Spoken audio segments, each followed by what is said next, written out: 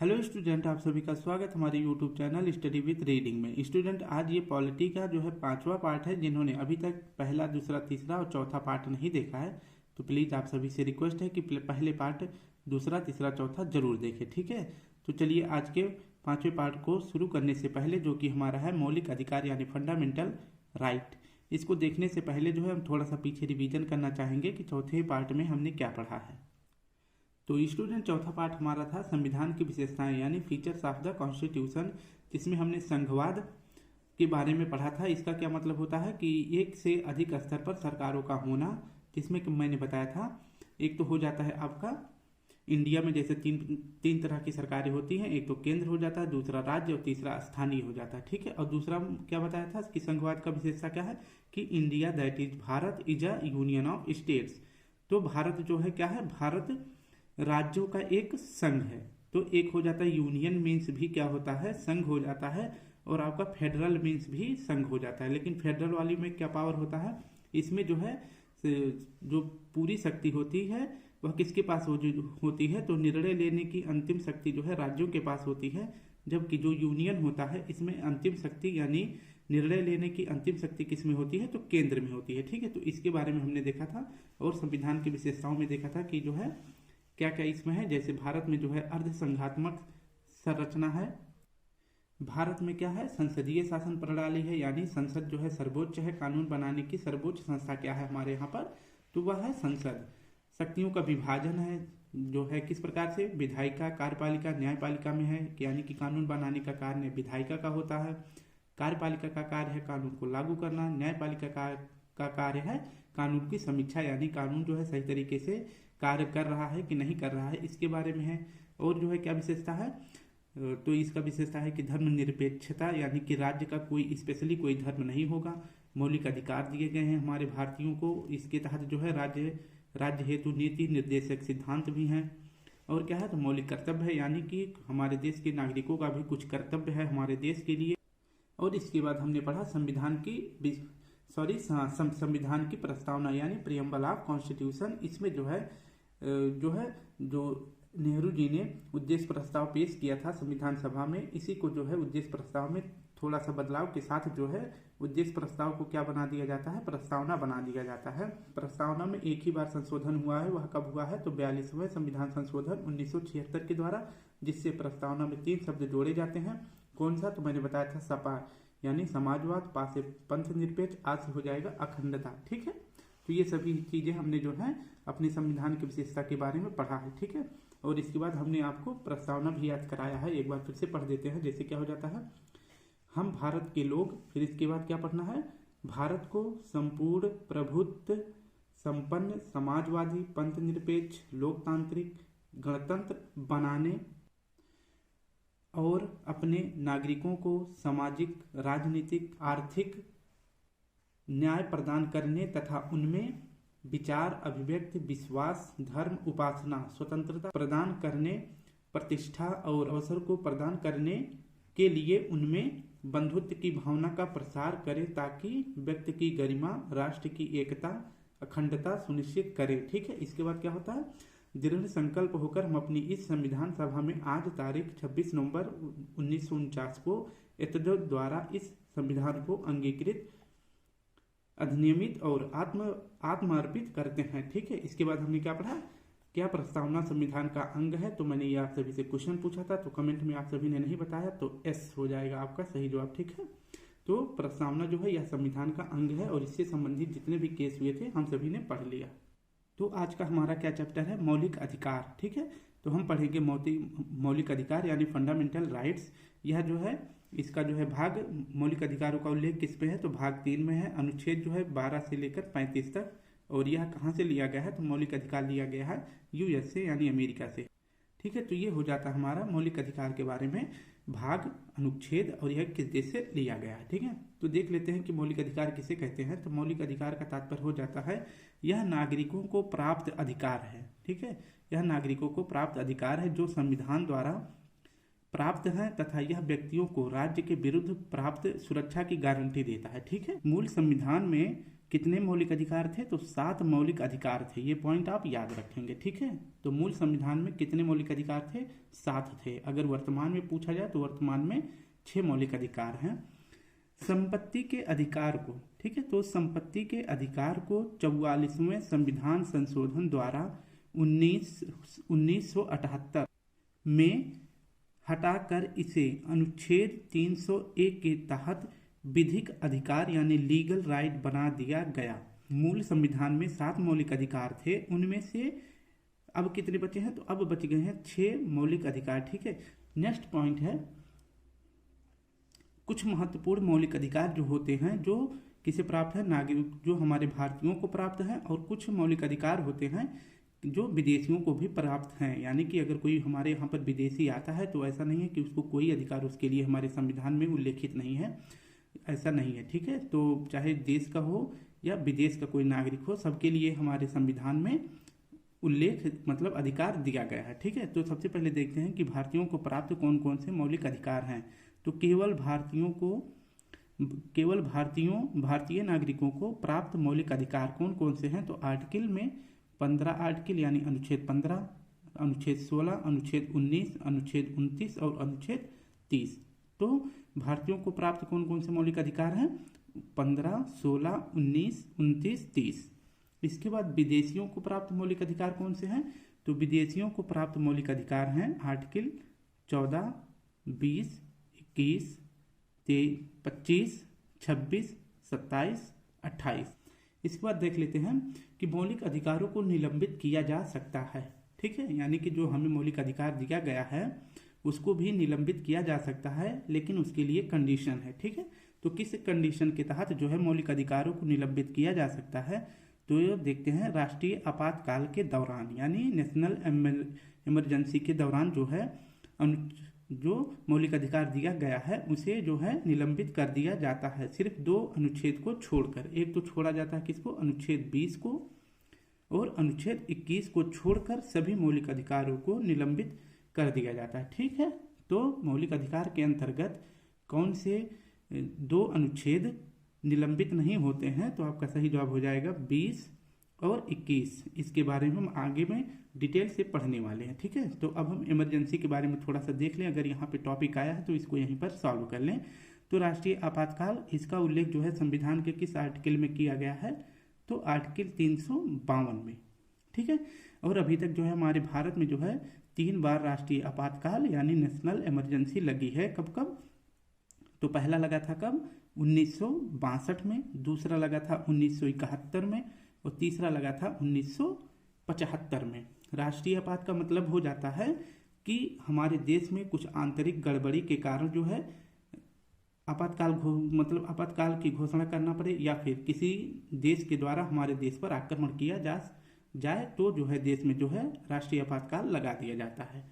तो इस स्थिति में जो है 2 बार हमारे देश पर जो है आक्रमण हुआ था। एक हुआ था 1962 में भारत और चीन के युद्ध के दौरान जो है इमरजेंसी लगी थी, और दूसरा कब हुआ था? तो 1971 में। इस समय जो है भारत और पाकिस्तान के बीच युद्ध छिड़ा था तो इमरजेंसी लगी थी। और तीसरा कब लगा था? तो फाइनली हमारे देश में जो है आंतरिक गड़बड़ी के कारण जो है 1975 में आंतरिक गड़बड़ी के कारण जो है इमरजेंसी लगाई जाती है। और यह इस समय जो है हमारे देश की प्राइम मिनिस्टर कौन थी? तो इंदिरा गांधी के द्वारा, मतलब इंदिरा गांधी ने जो है वर्तमान प्रेसिडेंट जो कौन थे? तो फखरुद्दीन अली अहमद थे। इनसे जो है अपील करी कि जो है देश में इमरजेंसी लगा दिया जाए। तो देश में इमरजेंसी आंतरिक गड़बड़ी के कारण कब लगाई गई थी? 1975 में।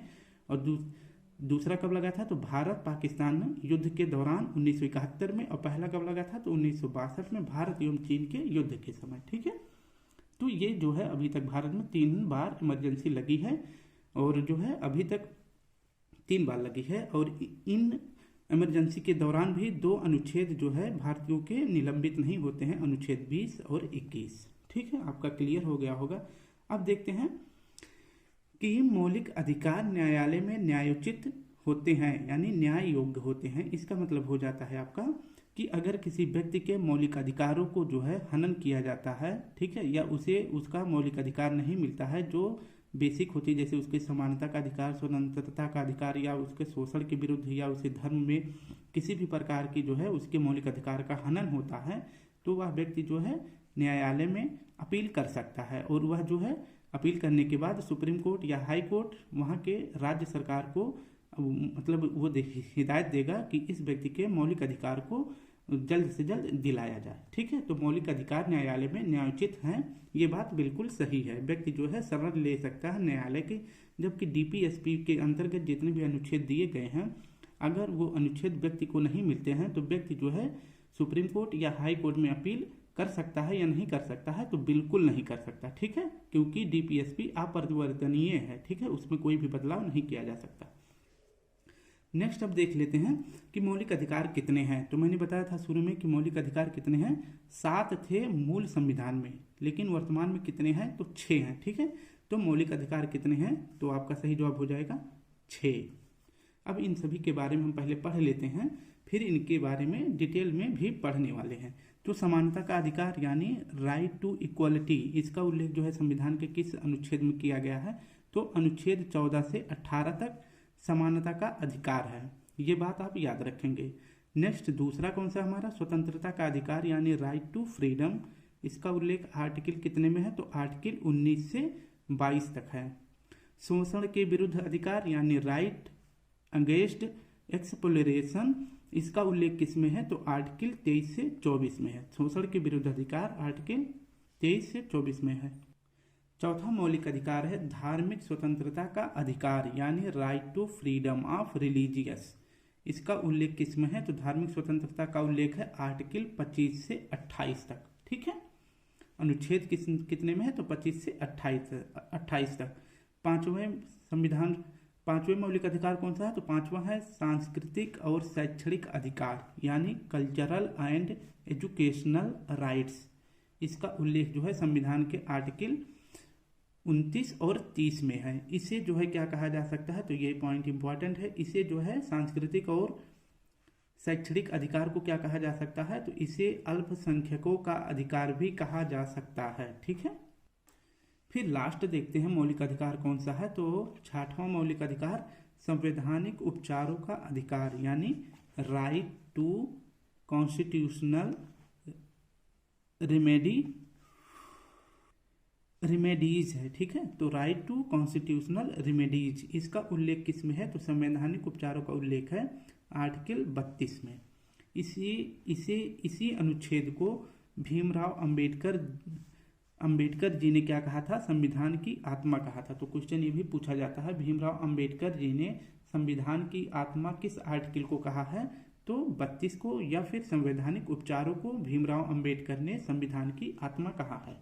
तो प्रश्न 2-3 तरह से बन सकता है, लेकिन आपका उत्तर एक ही होने वाला है। अब देखते हैं कि इसी अनुच्छेद को अब आप पूछेंगे कि जो है अगर शुरू होता है मौलिक अधिकार 12 से लेकर 36 तक, तो हमने आपको बताना शुरू कहाँ से किया है, अनुच्छेद 14 से। तो बचा 2 आर्टिकल यानी 12 और 13। तो अनुच्छेद 12 में किसका उल्लेख है, तो अनुच्छेद 12 में उल्लेख है राज्य की परिभाषा दी गई है। तो आर्टिकल 12 में जो है राज्य की परिभाषा दी गई है। इसका मतलब क्या है, राज्य की परिभाषा का मतलब है किसी स्पेशली राज्य, जैसे आपको उत्तर प्रदेश, मध्य प्रदेश, इस तरह के किसी भी राज्य की परिभाषा नहीं दी गई है। ठीक, इसमें जो है भारत की परिभाषा दी गई है। भारत के परिप्रेक्ष्य में इसका जो है क्या दिया गया है, परिभाषा दिया गया है। जैसे आप क्या बोलते हैं, यूनियन ऑफ स्टेट्स। ठीक है, तो इस प्रकार की इसमें व्याख्या दी गई है, इसलिए मैंने यहाँ पे लिख के रखा है। यहाँ राज्य का मतलब जो है यूपी, एमपी या तमिलनाडु से नहीं है।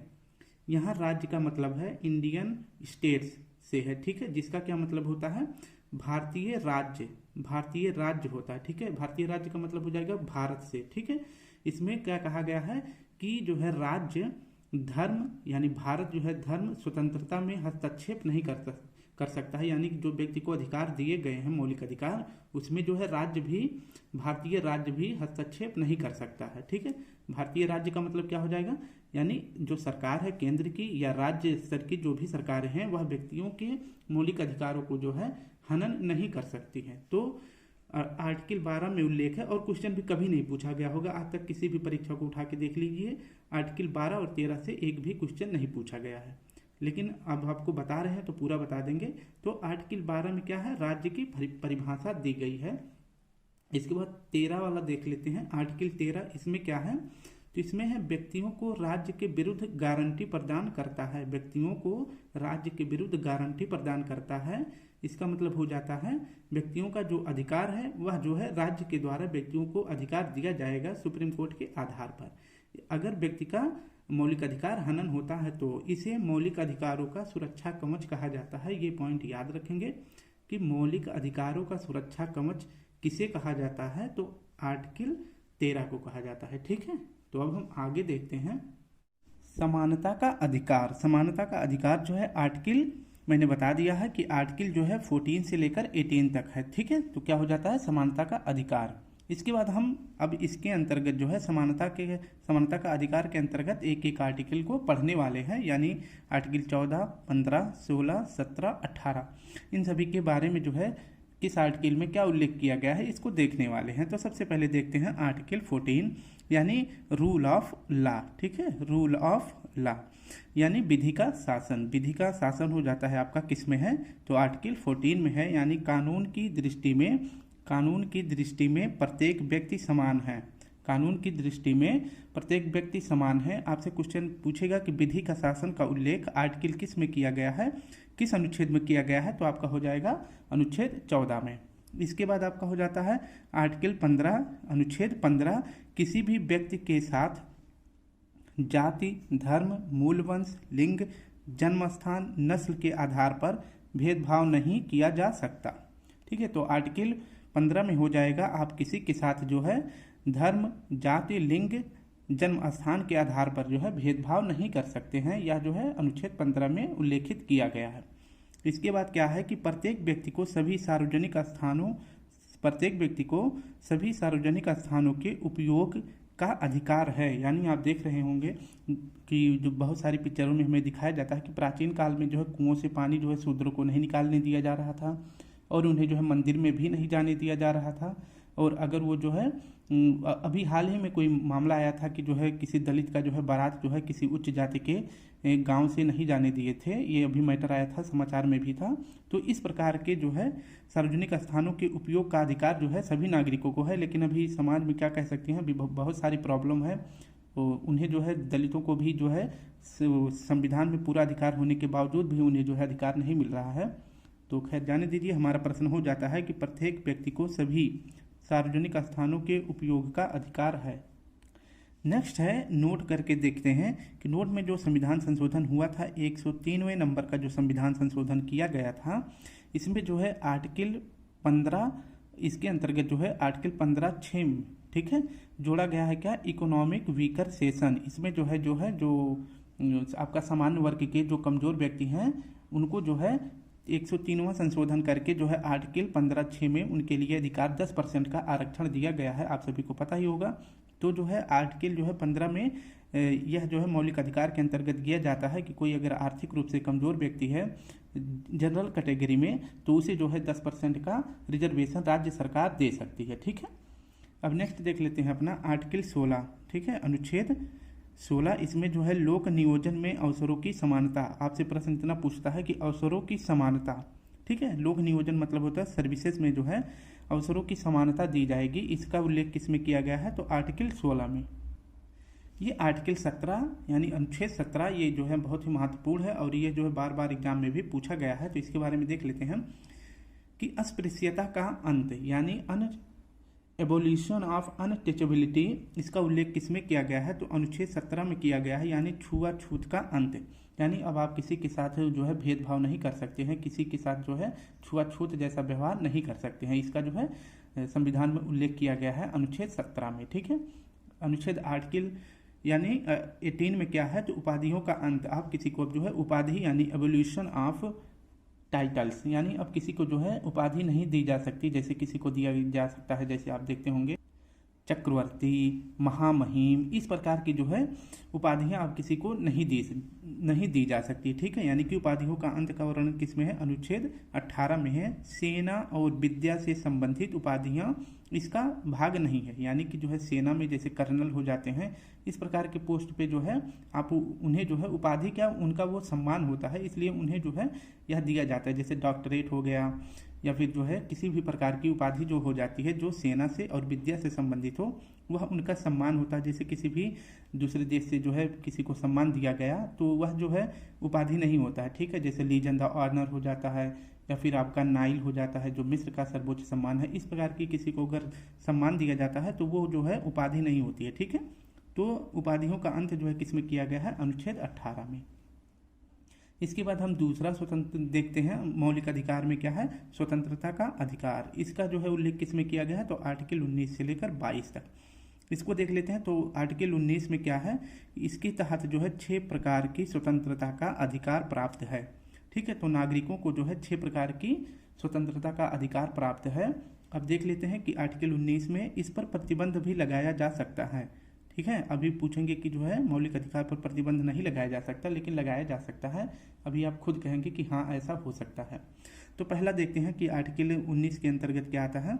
तो अभिव्यक्ति और भाषण की स्वतंत्रता। अभिव्यक्ति अपने विचार को व्यक्त कर सकते हैं भाषणों के माध्यम से या कोई भी किसी भी थ्रू से कर सकते हैं, लेकिन जो है ऐसा भाषण या फिर किसी भी तरह की हेट स्पीच नहीं दे सकते हैं। इस पर जो है नहीं तो आप पर प्रतिबंध भी लग सकता है, ठीक है। सभा करने की स्वतंत्रता है, संगठन बनाने की स्वतंत्रता है, देश में घूमने की स्वतंत्रता है। पूरे भारत में आप कहीं भी घूम सकते हैं, अगर कोई रोकता है तो समझ लीजिए आपके आर्टिकल 19 का जो है क्या हो रहा है, विरोध हो रहा। इसके बाद आपका हो जाता है भारत के किसी भी भाग में रहने बसने व रहने बसने की स्वतंत्रता है। भारत के किसी भी भाग में व्यापार व काम करने की स्वतंत्रता, यह जो हमें आर्टिकल 19 से मिलता है कि पूरे भारत में जो है आप कोई भी काम कर सकते हैं और कहीं भी बस सकते हैं और जो है काम व्यापार धंधा कर सकते हैं, ठीक है। तो हमें जो है आर्टिकल 19 जो है यह वो देता है, अधिकार देता है, ठीक है। इसके बाद हो जाता है आपका आर्टिकल 20 स्वतंत्रता का अधिकार का जो 19, 20, 21 वाला है। इसके अंतर्गत 3 आर्टिकल आते हैं स्वतंत्रता का अधिकार के अंतर्गत, 19, 20, 21, 22 यानी 4। तो अब हम देखते हैं दूसरे नंबर का आर्टिकल 20 नंबर का अनुच्छेद 20 में क्या है कि दोष सिद्ध के संबंध में संरक्षण, यानी किसी भी व्यक्ति को तब तक गिरफ्तार नहीं किया जा सकता जब तक कि उसने कानून ना तोड़ा हो, ठीक है। तो यानी कि आप किसी भी व्यक्ति को ऐसे गिरफ्तार नहीं कर सकते हैं जब तक उन्होंने कोई कानून नहीं तोड़ा हो, तब तक आप व्यक्ति को गिरफ्तार नहीं कर सकते, ठीक है। यानी कि उसका शोध जब तक उसका जो है दोष सिद्ध ना हो जाए तब तक आप उसे गिरफ्तार नहीं कर सकते हैं। उसके बाद जो है आर्टिकल 20 उसे जो है अधिकार देता है अपने मतलब उसका जो है जब तक दोष जो है सिद्ध नहीं हो जाता तब तक आप उसे गिरफ्तार नहीं कर सकते हैं। आर्टिकल 21 में क्या कहा गया है, इसमें कहा गया है कि जीवन का अधिकार यानी राइट टू लाइफ, इसमें जो है प्राण एवं जीवन का अधिकार का स्वतंत्रता दिया गया है। यानी प्राण एवं जीवन की स्वतंत्रता का बात किसमें कही गई है, तो अनुच्छेद 21 में। इसके अंतर्गत क्या है कि जीवन जीने की न्यूनतम आवश्यकताओं की पूर्ति का अधिकार, ठीक है। तो इसका मतलब क्या हो जाएगा, जीवन जीने की न्यूनतम आवश्यकता क्या है, रोटी कपड़ा और मकान। इस तरह के अंतर्गत आप देखते होंगे राज्य सरकार या जो है पीएम के द्वारा जो गरीब परिवार से होते हैं उन्हें जो है आवास दिया जाता है, राशन कार्ड में उनका नाम भी होता है, उन्हें राशन भी दिया जाता है। तो उन्हें जो है जीवन का अधिकार जो है संविधान के द्वारा दिया गया है। तो यह जो है राज्य का और जो है देश की सरकारों का वो दायित्व बनता है कि जो है कोई भी भूख के कारण और बिना घर के ना रहे। नेक्स्ट है आपका नोट में देख लेते हैं कि 24 अगस्त 2017 को निजता के अधिकार यानी राइट टू प्राइवेसी को भी आर्टिकल 21 का हिस्सा माना गया है, ठीक है। तो जो निजता का अधिकार है यानी कि आप अपने घर के अंदर या फिर अपने दायरे में रहकर जो है अपने ऊपर जो है किसी भी प्रकार का वो दबाव नहीं डाल सकते। मतलब जैसे ये हो जाता है कि आप जो है निजता का अधिकार का मतलब होता है कि हमसे जो है कोई चीज़ कोई ज़बरदस्ती नहीं ले सकता है, ठीक है। हमारा ये कानूनी अधिकार है, हम अपने अंदर या अपने घर के अंदर कुछ भी करें, इससे कोई दूसरे को मतलब नहीं है। तो निजता का अधिकार, प्राइवेसी का मतलब क्या हो जाता है कि हम अपने घर के अंदर किसी भी प्रकार की गतिविधियां करें, उससे आपको कोई मतलब नहीं है। यानी कि आप किसी को अपने घर के अंदर इस प्रकार की निजता ना दिखाएं कि जो है किसी को आप अपने घर के अंदर पकड़ के बांध के मारें, ठीक है। नेक्स्ट है हमें हमारा कि 86वां संविधान संशोधन 2002 द्वारा शिक्षा के अधिकार यानी राइट टू एजुकेशन को आर्टिकल 21A द्वारा संवैधानिक दर्जा दिया गया है। तो राइट टू एजुकेशन का जो है अधिकार, यह जो है मौलिक अधिकार में डाल दिया गया है आर्टिकल 21A के तहत। और कब डाला गया था? तो 86वें संविधान संशोधन 2002 के तहत। ठीक है, तो यह अब से जो है शिक्षा का अधिकार हमारा क्या हो गया है? मौलिक अधिकार। अनुच्छेद 22 है, इसे बंदी व्यक्तियों का अधिकार भी कहा जाता है, यानी किसी भी व्यक्ति को गिरफ्तारी के 24 घंटे के अंदर किसी मजिस्ट्रेट के सामने पेश किया जाएगा। यानी अगर जो है व्यक्ति को गिरफ्तार किया गया है तो उसे 24 घंटे के अंदर, ठीक है, तो यानी कि यहाँ से लेकर यहाँ तक अगर जाने के लिए 24 घंटे दिए जाते हैं तो सिर्फ उसे आने और जाने का समय नहीं लिया जाएगा और बाकी जो है 24 घंटे के अंदर उसे जो है मजिस्ट्रेट के सामने पेश किया जाएगा। ठीक है, उसको ले जाने में रास्ते में जो समय लगता है उसको छोड़ दिया जाता है। बंदी व्यक्ति के साथ किसी प्रकार की दुर्व्यवहार या यातना नहीं की जाएगी। यानी अगर किसी जो है गिरफ्तार व्यक्ति को, अगर जो है पुलिस किसी व्यक्ति को जो है गिरफ्तार कर लेती है और उससे ज़बरदस्ती ये कहती है कि हाँ बोलो कि तुमने ये गलत काम किया है, जबकि वह व्यक्ति वो काम नहीं किया हो, ठीक है, तो अगर इस तरह की पुलिस उसके साथ दुर्व्यवहार करती है या उसे मारती है या पीटती है तो जो है उसके साथ इस तरह की गतिविधि नहीं की जाएगी। ठीक है, और अगर करता है तो जब उसे जज के सामने पेश किया जाएगा तो वो अपने अधिकार को बता सकता है कि हमारे साथ पुलिस ने ये ज़बरदस्ती मारपीट करके या हमें मार के और ये जो है हमारा इकबाल कबूल करवाए हैं कि हाँ तुमने ये खून किया है या नहीं किया है। ठीक है, तो व्यक्ति को गिरफ्तारी का कारण बताया जाएगा। मान लीजिए कोई पुलिस आपको गिरफ्तार करने आती है तो आपका जो है आर्टिकल 22 के तहत जो है आप उस पुलिस वाले से पूछ सकते हैं कि आप हमें गिरफ्तार किस दोष के लिए हमें गिरफ्तार कर रहे हैं। नेक्स्ट है आपका, पुलिस हिरासत में व्यक्ति के द्वारा दिए गए बयान को अदालत में सबूत के तौर पर पेश नहीं किया जा सकता।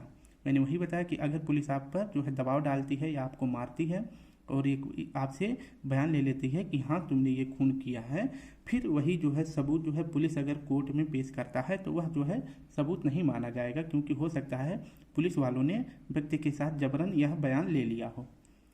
नेक्स्ट हो जाता है आर्टिकल 2 के तहत गिरफ्तार व्यक्ति को राज्य सरकार वकील भी मुहैया कराती है। मान लीजिए अगर कोई व्यक्ति गरीब है, वह वकील को नहीं कर सकता है, तो उसे राज्य सरकारें जो है क्या करती हैं, उसे सरकारी वकील मुहैया कराती है जिससे वह जो है वकील उस व्यक्ति का केस लड़ सके। ठीक है, अब हम देखते हैं आर्टिकल्स 23 से 24, जिसे क्या कहते हैं, ये तीसरे नंबर का हमारा मौलिक अधिकार है जिसे कहा जाता है शोषण के विरुद्ध अधिकार। शोषण के विरुद्ध अधिकार आर्टिकल 23 से 24 तक।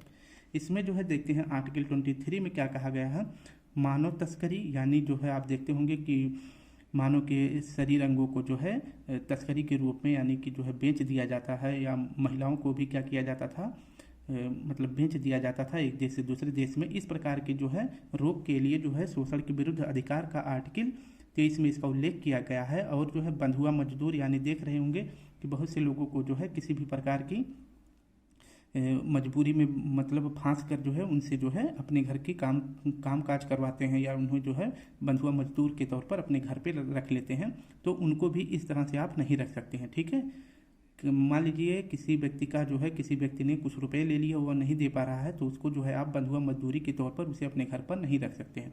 ठीक है, तो हो जाता है शोषण के विरुद्ध अधिकार, यानी आप उस पर जो है अत्याचार या उसे मार नहीं सकते हैं, क्योंकि उसके पास जो है आर्टिकल 23 है और वह जो है इस आधार पर जो है सुप्रीम कोर्ट भी जा सकता है।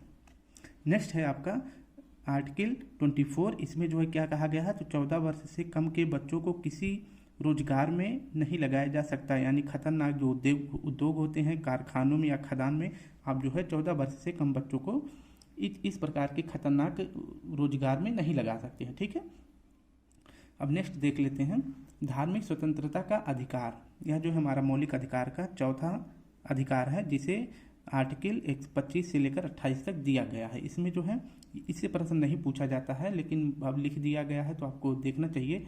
इससे जो है कभी भी प्रश्न नहीं पूछा गया एग्जाम में। प्रश्न जो है मानव तस्करी से संबंधित बंधुआ मजदूर, और इसके बाद आपका हो जाता है 14 वर्ष से कम आयु के, यानी कि जो है नाबालिग बच्चों से जो है आप काम नहीं ले सकते हैं। इनसे प्रश्न पूछा गया है। बस ऐसे पूछा जाता है कि धार्मिक स्वतंत्रता का अधिकार अनुच्छेद किसने में है, तो 25 इतना आता है, बस इसके बाद नहीं आता है। लेकिन अब 25, 26, 27, 28 सब देख लेंगे। तो सभी नागरिकों को 25 में, अनुच्छेद 25 में क्या कहा गया? सभी नागरिकों को धर्म की स्वतंत्रता, वह किसी भी धर्म को अपना सकता है, वह जो है अपने धर्म की रक्षा के लिए मतलब चंदा भी मांग सकता है, किसी भी प्रकार का ये सब कर सकता है। ठीक है, धर्म को जो है मानने का उसके पास अधिकार है, आचरण करने व प्रचार करने की स्वतंत्रता दिया गया है। ठीक है, तो अनुच्छेद 25 में। और इसमें आप देखते होंगे कि जो हमारे सिख भाई होते हैं उनको जो है संविधान आर्टिकल 25 के तहत जो है उन्हें कृपाण रखने की भी स्वतंत्रता दे दी गई है, मतलब स्वतंत्रता दी गई है। कृपाण मतलब होता है जो उनके, आप देखते होंगे कमर के पास एक चक्कू की तरह वो लिए रहते हैं, उसे कृपाण बोलते हैं। तो उसका उल्लेख जो है आर्टिकल 25 में है कि वो अपने पास रख सकते हैं।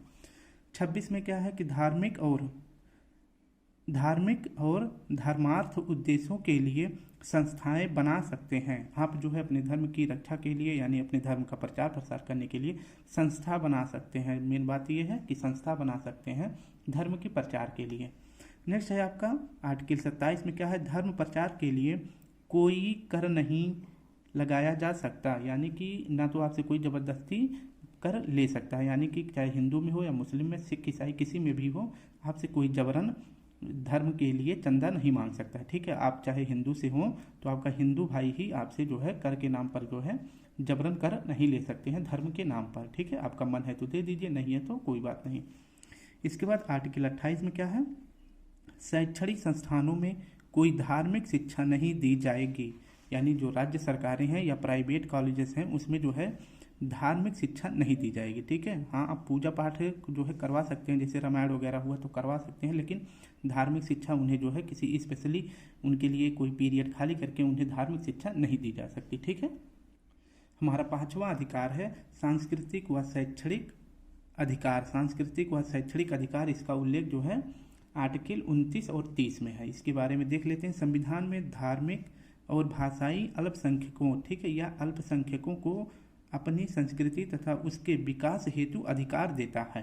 ठीक है, यानी कि जो अल्पसंख्यक समुदाय के लोग हैं उनको अपने धर्म और उसके विकास के लिए अनुच्छेद 29 और 30 के तहत उन्हें अधिकार दिया गया है कि वो अपने धर्म, धार्मिक संस्कृति और अपनी भाषाओं का विकास कर सकते हैं। ठीक है, जिसके लिए ये संस्थान भी बना सकते हैं। ठीक है, आर्टिकल 30 में जो है वो अपने भाषाई आधार, वो अपने भाषाओं को और अपने संस्कृति को बचाने के लिए संस्थान भी बना सकते हैं। ठीक है, तो यह अल्पसंख्यक समुदाय के लिए स्पेशली 2 आर्टिकल है, आर्टिकल 29 और 30। नेक्स्ट है हमारा संवैधानिक उपचारों का अधिकार। ये बहुत ही महत्वपूर्ण है, इसका उल्लेख किया गया है आर्टिकल 32 में। और आर्टिकल 32 के तहत जो है सुप्रीम कोर्ट जो है क्या करता है, जो नागरिक हैं अगर उनका जो है मौलिक अधिकार हनन हो रहा है तो सुप्रीम कोर्ट जो है उनके लिए क्या रिट भी जारी करता है। ठीक है, तो अब देखते हैं पहले आर्टिकल 32। यदि किसी व्यक्ति के मौलिक अधिकारों का उल्लंघन होता है तो वह न्यायालय जा सकता है। ठीक है, अगर आपका इन 6 में से कोई भी मौलिक अधिकार आपका हनन हो रहा है या किसी व्यक्ति के दबाव में आप अपना ये इस्तेमाल नहीं कर पा रहे हैं, मतलब आपको यह अधिकार नहीं मिल पा रहा है, तो आप जो है डायरेक्ट कहाँ जा सकते हैं? Supreme court. ठीक है, आपको हाई कोर्ट जाने की भी जरूरत नहीं है, आप डायरेक्ट जो है जो सुप्रीम कोर्ट है वहाँ पर जा सकते हैं। ठीक है, यानी उच्च न्यायालय में। इसी अनुच्छेद को जो है अनुच्छेद 32 को भीमराव अंबेडकर जी ने संविधान की आत्मा कहा है। तो संविधान की आत्मा भीमराव अंबेडकर जी ने किस अनुच्छेद को कहा है या फिर किस अधिकार को कहा है? तो अनुच्छेद 32 को कहा है। अधिकार पूछे तो संवैधानिक उपचारों का अधिकार को। ठीक है, अब मैंने बताया कि जो है अगर आप सभी का अधिकार जो है हनन हो रहा है तो आप सुप्रीम कोर्ट में जाएंगे, तो सुप्रीम कोर्ट जो है आर्टिकल 32 के तहत जो है क्या जारी करता है? रिट, जिसे आदेश भी कहते हैं, यह जारी किया जाता है सुप्रीम कोर्ट के द्वारा। ठीक है, मौलिक अधिकारों की रक्षा तथा क्रियान्वयन के लिए जारी किया जाता है सुप्रीम कोर्ट के द्वारा। ठीक है, यानी कि दोबारा फिर से आपको आपके अधिकार मिल सके, इसी का मतलब होता है क्रियान्वयन। अब देखते हैं, नोट करके हैं, राष्ट्रीय आपातकाल की स्थिति में, यानी मैंने बताया था कल जो है, मैंने अभी बताया है कि जो है राष्ट्रीय आपातकाल की स्थिति हो जाती है जैसे अगर किसी देश के साथ आक्रमण हो जाए, मान लीजिए हमारे भारत का चीन के साथ हो जाए या तो पाकिस्तान या फिर किसी और देश के साथ जब युद्ध हो जाए तो उसे राष्ट्रीय आपात भी देश में लग सकता है, या फिर अपने ही देश में जो है आंतरिक किसी गड़बड़ी के कारण जो है कुछ अव्यवस्था उत्पन्न हो जाए तो भी राष्ट्रीय आपात लग सकता है। ठीक है, तो राष्ट्रीय आपातकाल की स्थिति में आर्टिकल 20 और 21 को छोड़कर सभी मौलिक अधिकार निलंबित हो जाते हैं। यानी आपका मौलिक अधिकार जो है सिर्फ 2 बचेगा, यानी 20 और 21। बाकी के आपातकाल के समय सारे मौलिक अधिकार निलंबित यानी सस्पेंडेड कर दिए जाते हैं।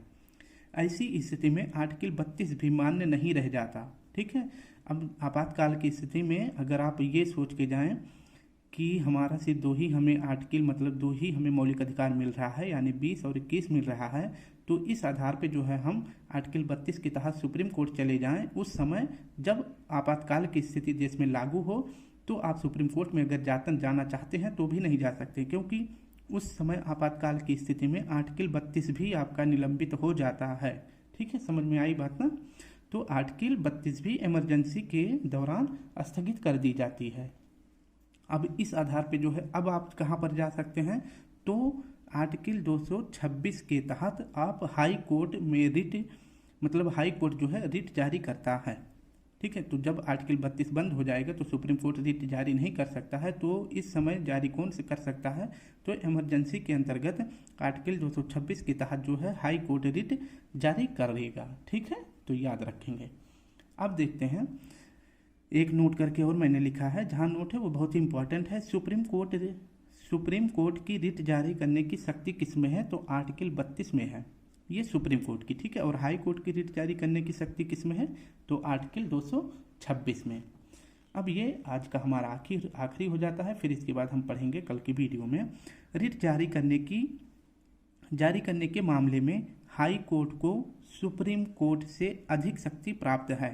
ठीक है, तो हाई कोर्ट को जो है सुप्रीम कोर्ट से अधिक शक्ति प्राप्त है किस मामले में, रिट जारी करने के मामले में, क्योंकि हाई कोर्ट मौलिक अधिकारों के अतिरिक्त अन्य मामलों में भी रिट जारी कर सकता है, जबकि सुप्रीम कोर्ट केवल मौलिक अधिकारों के संबंध में ही रिट जारी करता है। ठीक है, तो रिट जारी करने के संबंध में किसके पास ज़्यादा शक्ति है, तो हाई कोर्ट या सुप्रीम कोर्ट, तो आपका सही जवाब हो जाएगा हाई कोर्ट में। ठीक है, और ये आर्टिकल याद रखना, किस आर्टिकल के तहत जो है हाई कोर्ट या सुप्रीम कोर्ट रिट जारी करता है। तो स्टूडेंट ये हमारा आज का वीडियो हो जाता है। कल हम पढ़ेंगे सुप्रीम कोर्ट के द्वारा जो रिट जारी किए जाते हैं उनके बारे में कल हम देखेंगे, और इसके बाद हम देखेंगे फंडामेंटल ड्यूटी के बारे में, और आपका एक टॉपिक और देख लेंगे अगर टाइम जैसे रहेगा। तो इतना हम कल की वीडियो में देखने वाले हैं। ठीक है, यानी हम रिट देखेंगे और फंडामेंटल ड्यूटी देखेंगे।